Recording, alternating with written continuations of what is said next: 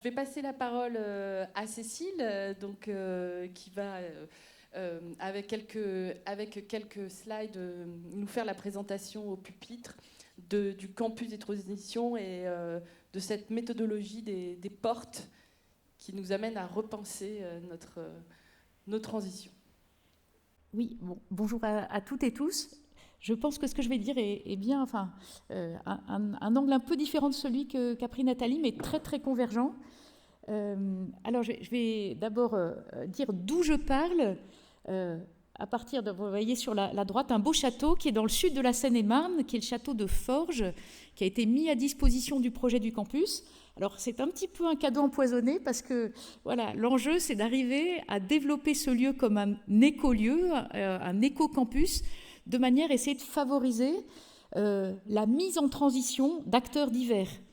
Et je me suis installée là, c'est la 6e année que je vis sur place. Alors je suis un peu la vieille avec beaucoup de jeunes professionnels. On est entre 8 et 10 chaque année à être engagés pour au moins 1 an dans le projet. Puis il y a une dizaine de services civiques et stagiaires, des bénévoles qui viennent passer un temps de 2 à 4 semaines. Et puis on accueille des enseignants-chercheurs, des étudiants, des professionnels de différents horizons.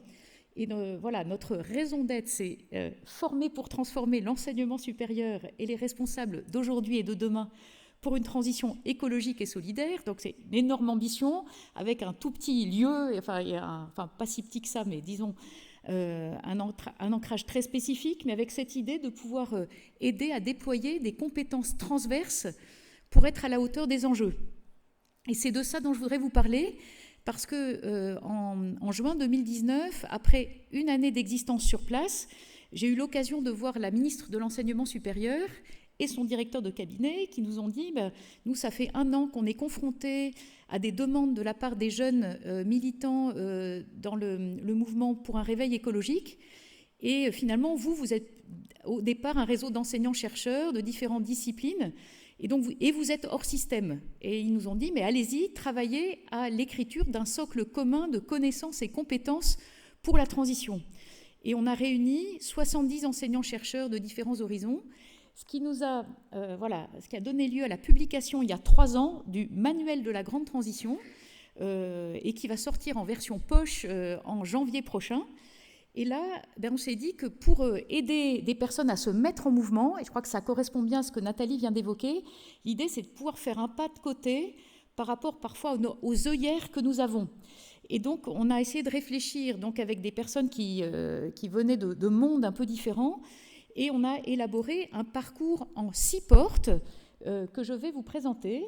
Et puis en même temps qu'on a travaillé au manuel, on a mis en place 12 groupes de travail en se disant, mais au fond, comment est-ce qu'on intègre les questions écologiques et sociales de façon un peu plus précise dans différents ensembles de disciplines.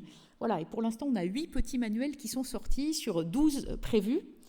Voilà, il y en a un d'ailleurs sur art, littérature, art, design et littérature qui devrait sortir, j'espère, d'ici 1 an. Voilà. Et alors, les 6 portes du manuel, je pense que c'était une manière de nous dire comment comprendre que nous avons des portes d'entrée complémentaires dans ces enjeux de transition et plus largement, nous ne fonctionnons pas tous exactement de la même manière et parfois nous sommes prisonniers d'une une façon unique d'appréhender les choses. Alors, pour essayer d'inviter à passer par des portes différentes, on a utilisé les mots qui sont dans économie et écologie. Alors, vous avez les mots oikos, et oikos c'est le diagnostic, puis le mot nomos. Nomos, c'est plutôt les normes, les métriques, les règles du jeu, les instruments de gouvernance. Et puis logos, qui correspond beaucoup à ce dont a parlé Nathalie, c'est aussi la question des mots que nous utilisons, des récits, des imaginaires, et ce qu'on peut appeler une rationalité symbolique qui complète une rationalité technoscientifique, qui est plutôt le propre de ceux qui essayent de définir un diagnostic, justement oikos, en termes de sciences du climat, sciences du vivant, qui nous aident à prendre la mesure de la gravité et de l'urgence écologique et sociale. Puis on a rajouté le mot ethos, donc l'aiguillon éthique, la réflexion sur les enjeux de justice climatique, écologique, sociale, la question des responsabilités, pour paraphraser le langage des COP, comme c'est hautement d'actualité, les responsabilités communes et différenciées des acteurs. Donc tout ça apporte ethos. Puis on a rajouté l'apport praxis, l'action, les acteurs, les échelles de l'action, les enjeux de mobilisation citoyenne. Et puis enfin, dynamis, la question de la reconnexion à soi, aux autres, à la nature. Voilà, donc les enjeux d'éco-psychologie, on pourrait dire, d'éco-spiritualité au sens le plus large. Finalement, la question du sens voilà, de nos existences. Alors, sur la diapositive, voilà, vous avez les éléments. Alors, je proposais un tout petit exercice. Je pourrais vous les faire gestuer, les portes, mais je ne sais pas si j'ai le temps. Mais en tout cas, notre petit exercice, c'est de vous demander, vous, spontanément, quelle est votre porte d'entrée privilégiée dans les sujets ? Est-ce que vous êtes quelqu'un qui démarre plutôt avec le besoin d'un diagnostic bien posé pour ensuite vous mettre en mouvement ? Est-ce que c'est plutôt la porte de l'indignation éthique qui est votre, qui est votre moteur ? Est-ce que c'est l'enjeu de la transformation des règles du jeu, donc nomos ? Est-ce que c'est plutôt justement les imaginaires et la dimension esthétique, artistique ?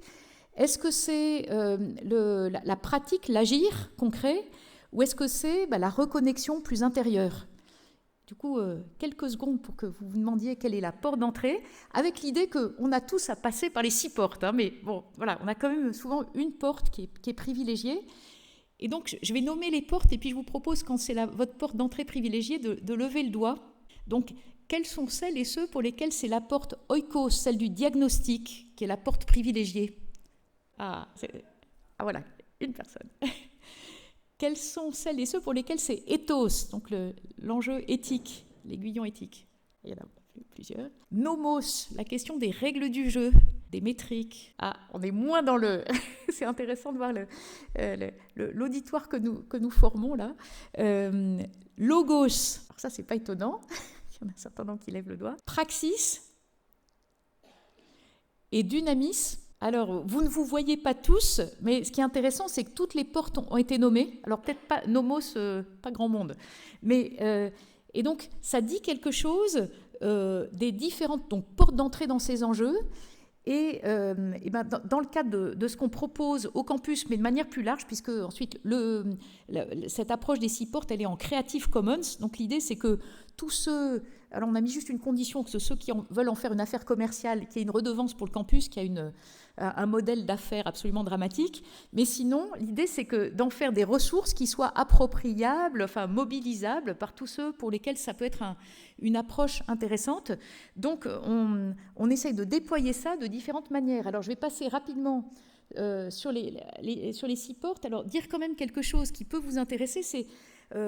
puisque je pense que le monde de la culture, c'est aussi s'intéresser sur les compétences qu'on peut mobiliser de plein de manières différentes, c'est qu'on a essayé de montrer comment les 6 portes correspondent aussi au cadre qui est celui, vous voyez à la fois les disciplines Senge, c'est la théorie U, donc ça parle peut-être à certains d'entre vous, que quelqu'un du MIT qui avait développé une certaine approche transformatrice, et puis la conférence des grandes écoles et France Université ont aussi un référentiel de compétences sur ces enjeux de transition écologique, comment mobiliser des savoirs dans le contexte de l'Anthropocène. L'UNESCO a aussi proposé des compétences, et récemment l'Union européenne avec le référentiel GreenComp. Et ce qui est intéressant, c'est qu'on voit bien que tout ça est très convergent, avec l'idée d'être à la fois dans l'acquisition d'une pensée systémique, ensuite les enjeux d'éthique et de responsabilité. Nomos, c'est l'accompagnement les changements des modèles mentaux. Logos aussi, une pensée prospective. Et comme le disait Nathalie, avec l'enjeu de ne pas réfléchir uniquement au futur probable catastrophique, mais aussi au futur désirable, souhaitable, et donc au futur possible. Comment nous embarquer collectivement pour essayer de changer au bon niveau nos manières de vivre et d'agir. Et puis praxis, les enjeux d'action. Et moi, je vis avec des jeunes qui, pour un certain nombre, militent dans différents types de mouvements, mais qui sont aussi très sensibles au fait que pour changer les choses, on a besoin de relier les mondes et relier les méthodes et les stratégies d'action transformatrices. Donc on discute beaucoup autour de tout ça, et en essayant justement de mobiliser aussi des moyens d'écriture, d'art, de représentation diverses pour essayer de favoriser des changements justement de nos modèles mentaux. Et puis enfin, les enjeux d'Unamis, c'est aussi se dire que, voilà, pour le coup, l'éco-anxiété est peut-être une expérience que nous faisons, au moins de temps à autre, et comment arriver à traverser, peut-être, à faire face aux émotions diverses qui peuvent nous habiter pour en faire quelque chose qui soit un levier aussi d'action ensemble. Peut-être... résumer un peu ce qu'on perçoit, c'est ce besoin de changer de paradigme, ou au moins d'articuler paradigme, plutôt de passer d'une vision qui était marquée par une rationalité technoscientifique très forte, à ceci du maillage entre les savoirs qui sont ouverts à l'intuition, une rationalité symbolique, et qui reconnaissent l'unité avec tout le vivant. Et ça a évidemment des impacts en matière de paradigme pédagogique, pour proposer des modèles transformatifs et émancipateurs pour tisser des collectifs au sein des milieux vivants. Donc ça, c'est un peu ce qu'on essaye de proposer avec d'autres, en traversant ces 6 portes. Alors, j'en dis quelque chose de rapide, mais évidemment, il y a l'enjeu déterminant d'avoir un diagnostic bien posé. Et ça, on voit dans le monde des fake news, c'est aussi du discrédit parfois de la parole des climatologues ou de chercheurs en sciences du vivant, c'est de se dire, non, il y a une démarche scientifique au sens des sciences dures qui a à être prise au sérieux. Et comment on fait aussi pour la rendre disponible à des personnes pour lesquelles la lecture de rapports du GIEC ou autre n'est pas quelque chose qui va être facile ou possible. Donc reprendre tous ces éléments sur ce que certains appellent la grande accélération, et se dire comment est-ce qu'on arrive à visualiser, peut-être comme on le fait là avec ces graphes et cette manière de représenter les choses qui met en évidence les trajectoires complètement folles dans lesquelles nous sommes. Et puis après, il y a des représentations, peut-être celle de droite du donut. Je ne sais pas si vous êtes tous familiers avec l'économie du donut telle qu'elle est proposée par Kate Raworth, qui a essayé d'articuler la réflexion de chercheurs en sciences dures sur les enjeux relatifs à la question écologique, au sens plus étroit du terme, ce qu'on appelle les frontières planétaires, et puis ce souci de relier cela aux enjeux sociaux, politiques, et donc avec l'idée que le donut, c'est une représentation, finalement, dans toute cette zone verte, ce qu'elle appelle en anglais le Safe Living Space for Humanity, et pour tout le vivant, c'est un espace sûr, c'est-à-dire comment est-ce qu'on crée de la richesse, comment on les partage, en respectant un plancher social et un plafond environnemental. Donc là aussi, d'un point de vue culturel, c'est-à-dire quelles sont les images qui finalement peuvent nous aider à nous représenter les enjeux collectifs. Voilà. Ensuite, ethos. Ethos, il y a plein de manières de faire droit, et Nathalie en mentionnait, ces enjeux de justice climatique. Alors là, j'ai juste repris des rapports sur les inégalités. Là, je trouve ces graphes très, très impressionnants. Vous voyez notamment en Amérique du Nord que les 10% les plus riches ont une empreinte carbone de 70 tonnes en moyenne par habitant et par an. Et puis, en Europe, c'est plutôt 30 tonnes. Je pense pour beaucoup d'entre nous, il y a les 10% les plus aisés, en fait, ceux qui prennent très souvent l'avion, ceux qui ont des moyens, à la fois de mobilité et puis des logements qui consomment beaucoup, une alimentation très carnée, etc., contribuent à émettre plus de gaz à effet de serre que les autres. Et le graphe suivant, quand vous voyez à droite l'Afrique subsaharienne, les 50% les plus pauvres en Afrique subsaharienne ont une empreinte carbone de 500 kg par habitant et par an. Ce qui dit quelque chose, c'est aussi une manière de se représenter les enjeux. Alors on pourrait dire beaucoup d'autres choses sur l'aiguillon éthique, mais c'est se dire quels sont des moyens de réfléchir à ce qui se passe et au fait que du coup les critères de justice écologique et climatique sont des critères auxquels réfléchir, et notamment peut-être celui de ceux qui ont la capacité à payer doivent payer pour les transformations nécessaires. Tout ça nous conduit à Nomos, comment réfléchir au changement des règles du jeu. donc qui vont de pair avec le changement des modèles mentaux. Moi, avant de créer le campus, j'avais beaucoup travaillé à partir d'enquêtes menées au Nigeria sur les effets de l'activité pétrolière sur les territoires et sur le lien social. On avait construit un indicateur de capacité relationnelle, donc un indicateur qui essaye de quantifier ce qui est inquantifiable, la qualité du lien, mais justement pour essayer de subvertir la culture du chiffre et se dire, mais au fond, et c'est ce que montraient bien nos enquêtes, en fait, on voit une détérioration du lien social, y compris dans des territoires qui sont sous perfusion des pétroliers en termes de programmes dits de responsabilité sociale de l'entreprise. Et en montrant comment c'est gravissime de voir non seulement la dégradation des écosystèmes, mais aussi la dégradation des relations au sein même des familles. Et les enquêtes qu'on avait menées montraient comment la confiance à l'intérieur des familles se détériorait en lien avec cette activité pétrolière qui entraîne des inégalités croissantes à tous les niveaux de la société. Et donc, c'est juste un exemple pour dire, Nomos, c'est comment est-ce qu'on réfléchit justement peut-être aux indicateurs qui vont nous permettre de regarder différemment ce qui se passe dans nos institutions, dans nos écosystèmes, pour pouvoir, et il y a tout un enjeu aujourd'hui de changer la comptabilité, pour pouvoir intégrer dans tous les dispositifs de gestion une intégration de la préservation, de la transmission d'un héritage et d'une planète. Les conditions d'habitabilité de la planète, ça doit se traduire dans un changement des normes et des règles du jeu. Ça, c'est un peu le cadre d'analyse que j'avais essayé de travailler pour mon doctorat. Et puis, depuis quelques années, je l'ai mis à l'intérieur du donut, c'est-à-dire qu'au fond, on ne peut pas parler de responsabilité d'entreprise uniquement sous l'angle des responsabilités sociales, sociétales et environnementales. Il s'agit bien de parler de responsabilité systémique. Tout est concerné. Quelles sont les conditions de création et de partage de la valeur économique et financière qui respectent les frontières planétaires? Et ça veut dire regarder en termes de responsabilité systémique les enjeux, les choix d'investissement, les questions de comptabilité, de fiscalité, d'écart de rémunération, et aussi le rôle politique de l'entreprise.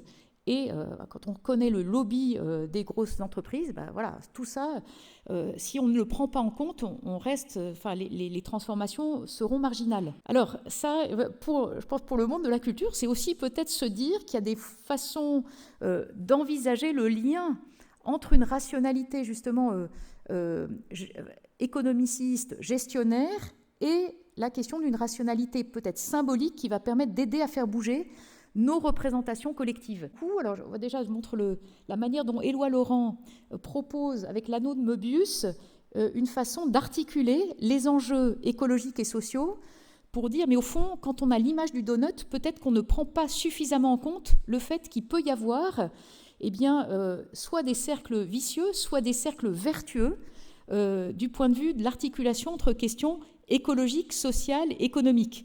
Et là, c'est l'idée que finalement, en travaillant à la réduction des inégalités sociales, on travaille aussi aux conditions d'un respect plus grand des écosystèmes. Et réciproquement, quand on travaille aux soins du vivant, en fait, on travaille aussi aux conditions du vivre ensemble et donc, a priori, à la réduction des inégalités sociales. Voilà, en tout cas, c'est une manière de représenter les choses pour avoir enclencher des spirales, on va dire, vertueuses. Et donc, tout ça conduit à un regard sur la porte Logos, donc centré vraiment sur cette rationalité symbolique et travailler sur nos imaginaires. Et là, j'ai pris un exemple qui correspond à ce que Nathalie mentionnait tout à l'heure avec les enjeux de l'alimentation. C'est au campus, on essaye justement de promouvoir une alimentation végétarienne, pas du tout pour dire qu'il faut que tout le monde devienne végétarien, mais en sachant quand même que pour transformer l'essai d'un point de vue collectif, on a besoin de manger beaucoup moins de viande collectivement, et en tout cas d'arrêter un élevage industriel absolument insoutenable. Et donc, alors je vais venir tout de suite, les cultures collectives pour la transition alimentaire. Donc ça, c'est des photos prises au campus où on récupère chaque semaine des légumes invendus, hors calibre. Et ce qui fait que, nous, on essaye c'est de l'économie circulaire. Et puis, on a des bénévoles qui aident ceux qui s'occupent de la cuisine au campus pour essayer de promouvoir une nourriture vraiment très bonne. Et puis, il y a tout l'aspect convivialité, donc l'art de la table ensemble, Voilà. Et on se dit, d'un point de vue culturel, c'est absolument déterminant pour montrer que la transition écologique, c'est quelque chose qui est... Enfin, voilà, c'est le soin des personnes et des relations entre les personnes et les écosystèmes. Pas simplement le discours sur les normes en termes de transition n'est absolument pas suffisant. Et je termine rapidement sur la question, du coup, à partir de tout ça, de l'articulation entre les efforts d'acteurs divers. Alors d'ailleurs, la représentation que vous devez connaître de Banksy, je trouve qu'une belle image des enjeux de combat pour la bonne cause, mais avec des moyens, si possible, non violents. Voilà, bon, j'ai mis quelques exemples d'enjeux au campus, et puis je termine avec la porte Dynamis, qui est les enjeux de reconnexion à soi, aux autres, à la nature, comment se projeter positivement ensemble dans un avenir souhaitable. Voilà, c'est aussi mettre au cœur de nos préoccupations les liens de multiples manières. Et donc, je pense que ça rejoint beaucoup tout ce que vous faites les uns et les autres. Donc, je vais terminer là-dessus.